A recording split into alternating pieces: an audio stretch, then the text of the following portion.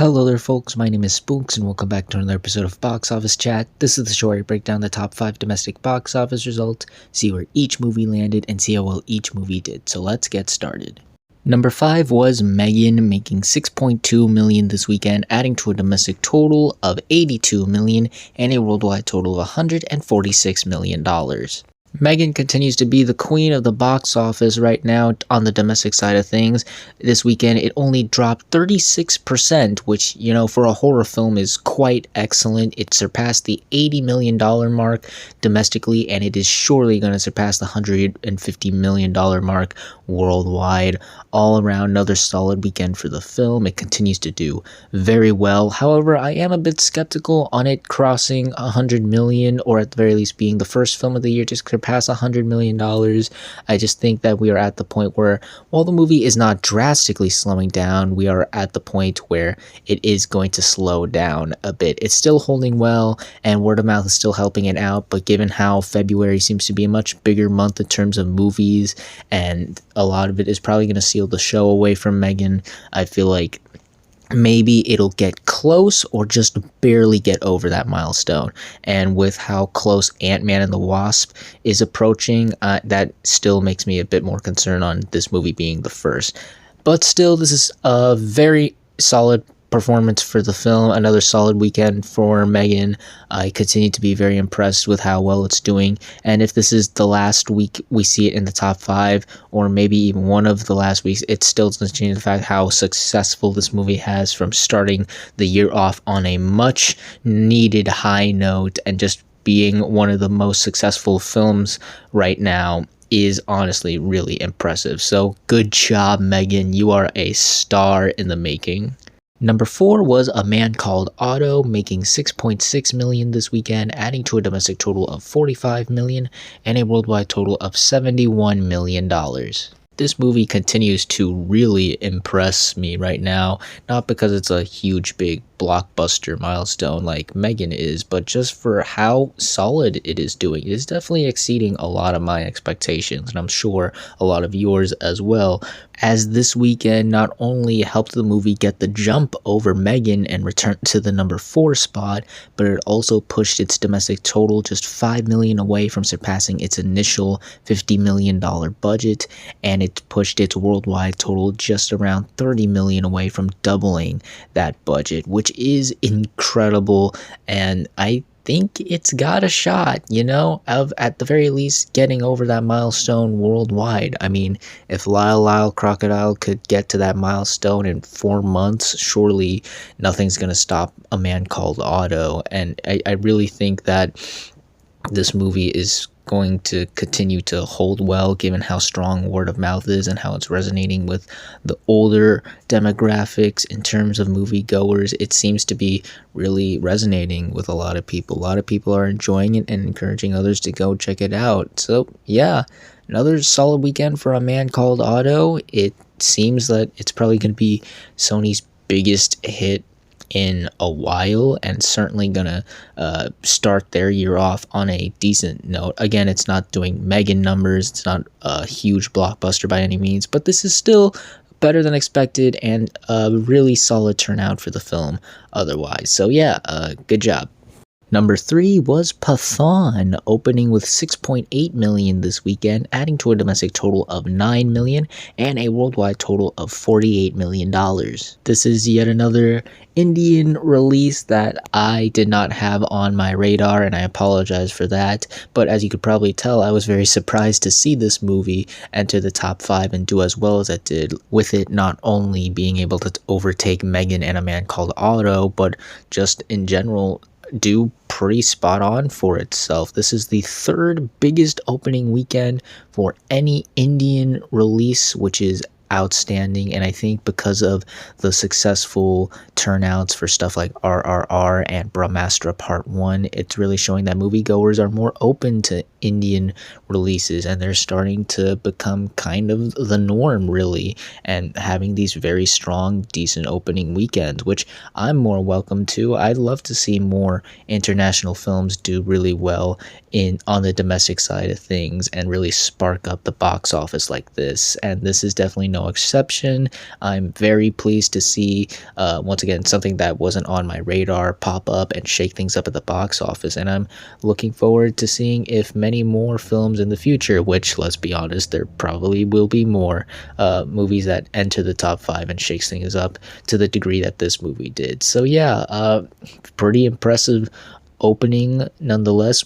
I'm not sure if it's going to hold well. These Indian films tend to be very front loaded, in terms of their theatrical releases, so we'll see. But yeah, this is a very neat surprise and a neat little addition to the box office top 5. Number 2 was Puss in Boots: The Last Wish, making $10 million this weekend, adding to a domestic total of $140 million and a worldwide total of $334 million. Puss in Boots had another incredible weekend as it only dropped 11% from last weekend. Outstanding.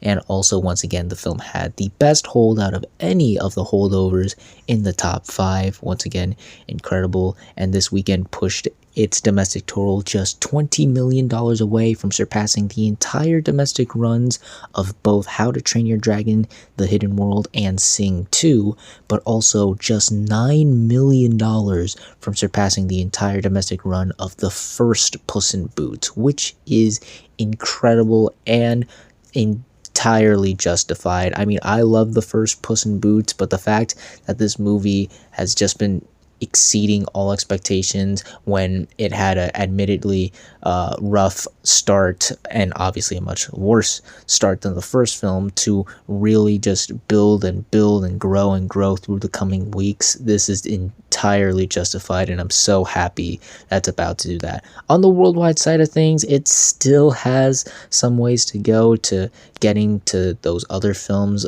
worldwide totals, but even if so, the fact that this movie is anywhere close to those totals is still rather outstanding. And I think those international totals and worldwide totals are going to continue to improve through the coming weeks, not just because of the domestic side, but also it is going to continue to be expanding its international rollout, I believe, starting this week. It's either this week or next week, where it will continue to release in several more countries like the UK and Japan. So those international numbers are definitely going to go up, especially with how word of mouth has been exceeding all expectations with this movie and just really been helping it out a lot. Yeah, just another incredible weekend for this film. Makes me so happy to see this movie doing so well. I continuously am looking forward to see where it goes from here.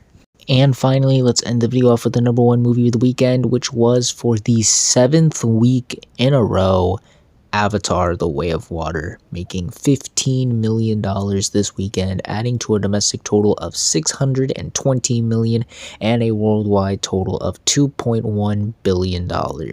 So the film was able to surpass a couple milestones this weekend. Obviously, it was able to surpass the $600 million domestic total this weekend, which is very good, and became the second film from 2022 to surpass that milestone. Obviously, second to Top Gun: Maverick. But the big news of the weekend was that the film was able to surpass Star Wars: The Force Awakens to become the 4th highest grossing film of all time, where it sits behind Titanic, Avengers Endgame, and the first Avatar. Absolutely incredible achievement.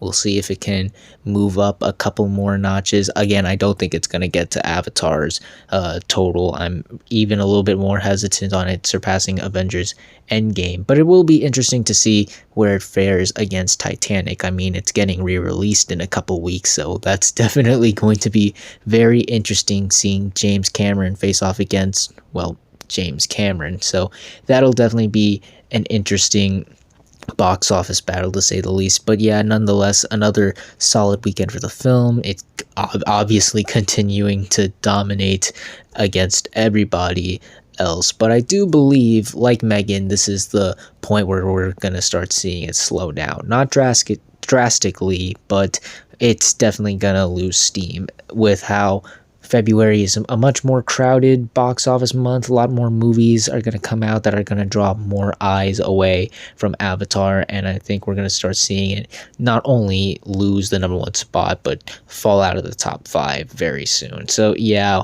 While this may seem to be the start of the end of Avatar's huge success, it should not go without saying that this is a hugely successful movie. It has exceeded all expectations, the highest of expectations that I think anyone had for this movie, and it will continue to do so even if it loses steam. So yeah, while this might be the end of Avatar's run as king of the box office, it's still, well, the king of the box office right now, to say the least.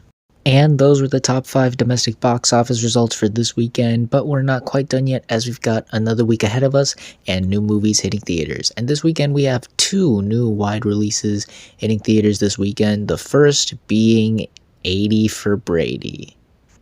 Dear God. So this is based off of a true story, apparently, where some 4 elderly women not only got the chance to win tickets to the Super Bowl, but also got the chance to meet Tom Brady there too. Obviously, this deserved a movie, but in all seriousness, folks, as you can probably tell, I don't have the biggest expectations for this movie.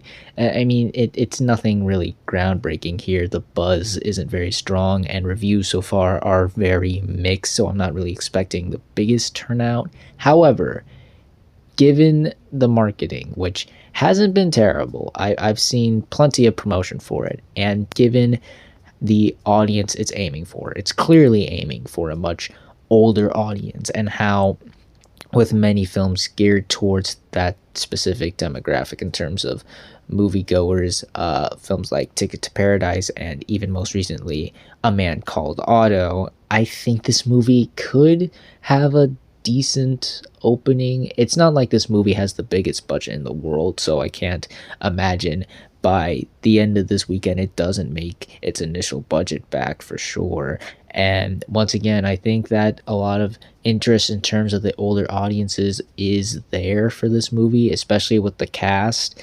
So while I'm not expecting anything great, I do think we could see something better than expected, something in line with like maybe Ticket to Paradise or A Man Called Otto, but we'll see. Then the other big wide release is Knock at the Cabin.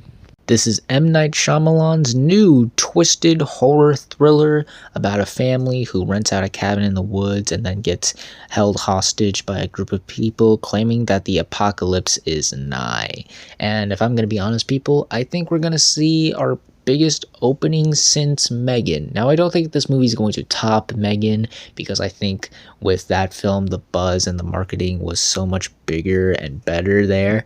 Whereas this movie, there's certainly buzz, there's certainly interest, and the marketing isn't terrible. I've seen plenty of promotion for that. I just don't think it's been as big or as prevalent as something like Megan, which I feel like is going to cause this movie to come under that film a bit. But that's not to say that I don't think it's not going to do well, as I think, once again, given the interest with it, the marketing going for it, which has been very strong since I've seen plenty of advertising for this movie, I definitely think we are probably going to see the first movie to dethrone Avatar: The Way of Water, and a pretty good opening because of that as well. Reviews aren't out as of yet, but from what I'm hearing from first reactions, people are really liking this movie. Some have called it to be amazing or one of M. Night Shyamalan's best, so maybe that might perk up interest here as well. So yeah, overall I'm expecting pretty good things for Knock at the Cabin, but we'll see how well this movie truly does, as well as the rest of the movies that land in the top 5 on the next Box Office Chat. And that's going to do it for this week's episode of Box Office Chat. What did you all think of the results? Were you satisfied? Unsatisfied? Comment down below and let me know. If you like this video, hit the like button. If you like this channel, hit the subscribe button. Follow me on all the social media links right there. And until next time, everyone, stay sharp.